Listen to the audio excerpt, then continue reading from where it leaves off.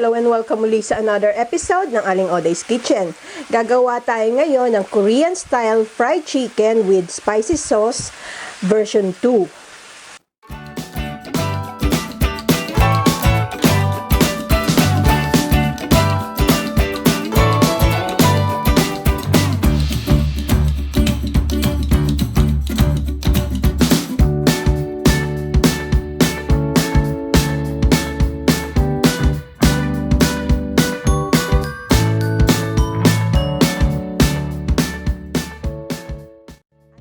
Step dito sa ating chicken, i-marinate lang natin to ng salt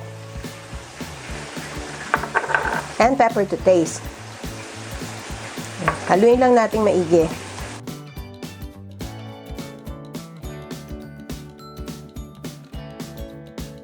I-leave lang natin to for half an hour para kumapit yung lasa. Ang ating next step, gawin naman natin yung pang-coating natin. Dito sa ating bowl, pagsamahin na natin yung potato starch.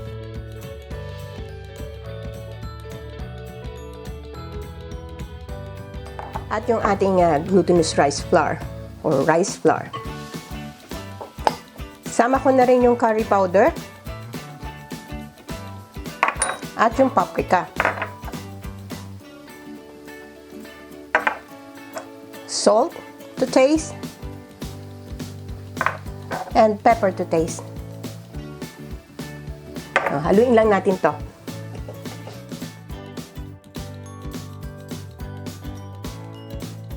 And i-add na natin yung cold water. Haluin lang natin tong maigi hanggang maging smooth and lump-free.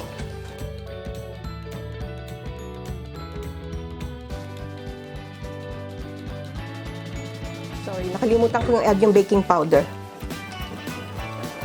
Ayan, smooth na yung ating butter. Kailangan, ang consistency niya, yung parang syrup lang. Kaya, dahan-dahan ng pag-add ng water, kailangan try nyo muna sa 1/2 cup. Nagpe-preheat na rin ako ng oil pagpaprito natin.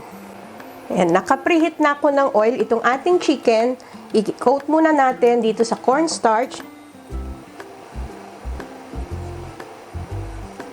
Pati yung loob. Angat nyo lang yung balat. Then, tap lang natin. And then, dito sa ating coating. Then, tap nyo lang yung excess na coating. Diretso na sa ating hot oil.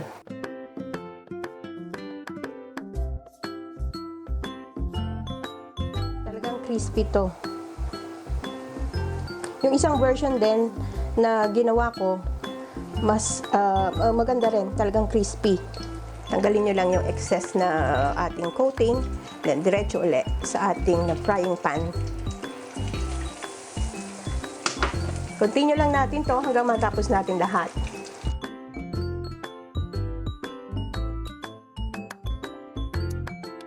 After 6 minutes, balik na rin naman natin yung chicken. Depende sa laki ng chicken kung gaano katagal ang pagluto. Ito kasi medyo malaki yung piece, kaya 12 to 15 minutes ko siyang lulutuin. And after a total of 12 minutes, luto na yung ating chicken. Kuwalan tayo ng plate line with the paper towel to absorb the excess oil. Transfer na natin. Continue lang natin the rest ng ating chicken bago tayo gumawa ng ating spicy sauce. Next naman natin gagawin yung sauce dito sa ating saucepan. Ilalagay natin yung Coke, yung ating soy sauce, adjust nyo na lang yung taste, garlic paste, or i-grate nyo lang yung garlic, at yung ating ketchup. Haluin lang natin at i-simmer lang natin to hanggang sa kumulo. Medyo nagsisimmer na yung ating sauce.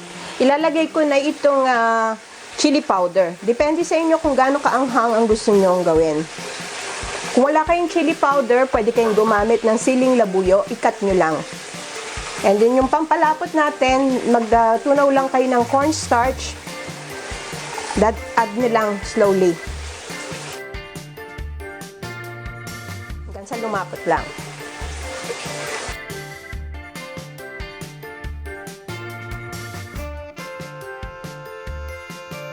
Konti pa.